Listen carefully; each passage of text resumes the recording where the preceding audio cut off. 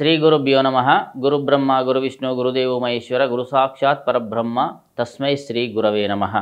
శ్రీ విశ్వావసునామ సంవత్సరం వైశాఖ మాసం వసంత ఋతువు బహుళ త్రయోదశి అనగా 25 మే నెల 2025 నుండి జ్యేష్ఠమాస గ్రీష్మ ఋతువు శుక్ల పంచమి అనగా 31 మే నెల 2025 వరకు ఉన్నటువంటి వివిధ రాశుల యొక్క రాశి ఫలాలు ఈ ప్రకారంగా ఉన్నాయి.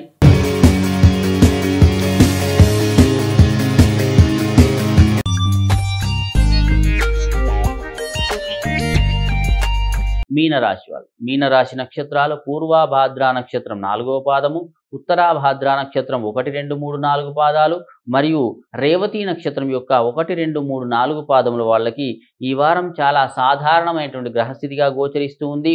గతం కంటే కొంత మెరుగవుతుంది. ఈ వారం అంతా కూడా పనులన్నీ కూడా చాలా నిదానంగా అవుతూ ఉంటాయి. దానివల్ల మానసికంగా కొంత ఇబ్బందులు అనేవి పెరిగే అవకాశం కనిపిస్తుంది. ఏ పని చేసినా సరే ఆలస్యం అవడం వల్ల ఇబ్బందులు పెరిగే అవకాశం కనిపిస్తుంది. సహోద్యోగులు మరియు మీ సన్నిహితులు కూడా మిమ్మల్ని ఉద్యోగంలో వ్యాపారంలో ఇబ్బందులు పెట్టే అవకాశాలు కనిపిస్తూ ఉన్నాయి. పనులన్నీ కూడా వాయిదా పడుతూ ఉంటాయి. ఏ పని చేసినా సరే సమయానికి పూర్తి కాదు. ఈ వారమంతా కూడా కొంత ఆదాయ విషయంలో కూడా ఇబ్బంది అనేది పెరుగుతూ ఉంటుంది. ముఖ్యంగా వ్యయం కూడా ఎక్కువ అయ్యే అవకాశం కనిపిస్తూ ఉంది.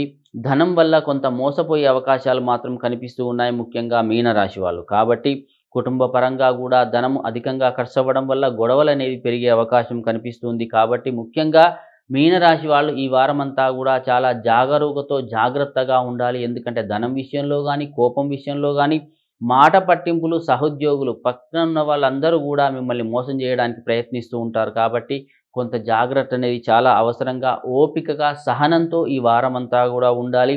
ఎలాంటి కోపానికి కూడా గురి కాకుండా ఉంటే చాలా మంచిది. ముఖ్యంగా చేపట్టినటువంటి పనులన్నీ కూడా ఆలస్యం అవడం వల్ల మీకు కొంత మానసికమైనటువంటి ఇబ్బందులు అయితే కలుగుతాయి. కాబట్టి మీనరాశి వాళ్ళు ముఖ్యంగా ఓపిక సహనంతో ఉంటేనే ఈ వారం శుభం జరుగును. ముఖ్యంగా సూర్యారాధన చేయండి, ఆదిత్య హృదయాన్ని పఠించండి, దానివల్ల శుభం జరుగును. మీ అదృష్ట సంఖ్య 5.